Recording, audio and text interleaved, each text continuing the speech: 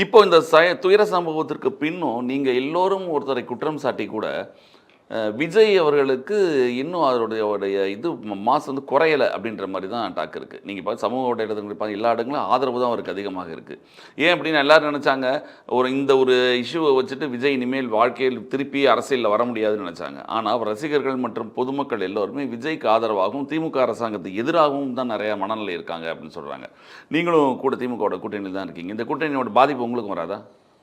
கூட்டணிக்கு பாதிப்புன்னு நம்ம சொல்ல முடியாதுங்க. இப்போ பொறுத்தவரையிலும் தளபதி விஜய் அவர்களுக்கு கரூர் சம்பவத்தை பொறுத்தவரையிலும் ஒரு வழக்கறிஞராக, ஒரு சக மனிதனாக அந்த துயர சம்பவம் நடந்திருக்கக்கூடாது, அதை தவிர்த்து இருக்க வேண்டும், அதை தடுக்க முன்வந்திருக்க வேண்டும், வருத்தம் தெரிவித்திருக்க வேண்டும், அதனுடைய சதியை உண்மை கண்டறிந்து நீதிமன்றம் மூலமாக குற்றவாளிகளை நாட்டுக்கு அடையாளம் காண்பிக்க வேண்டும்.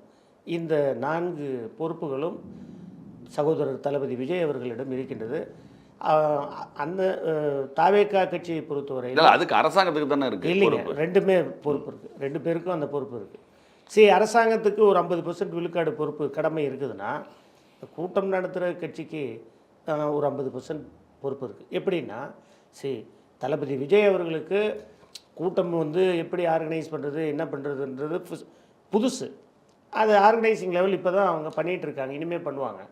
2 மாநாடு சக்ஸஸ்ஃபுல்லாக நடத்தியிருந்தாலும் கரூர் சம்பவத்தை பொறுத்தவரையிலும் அவர்களுடைய தொண்டரணி, இப்போ காங்கிரஸில் பார்த்தீங்கன்னா சேவாதள் இருக்குது, தொண்டரணி இருக்குது, பல பிரிவுகள் இருக்குது, மாவட்ட தலைவர்கள், பிளாக் லெவல் அமைப்பு ரீதியாக அடுக்கு இருக்குது. அமைப்பு ரீதியான ஒரு பலம் வந்து அவருக்கு இப்போ கிடைக்கும், இனிமேல் கிடைக்கும்.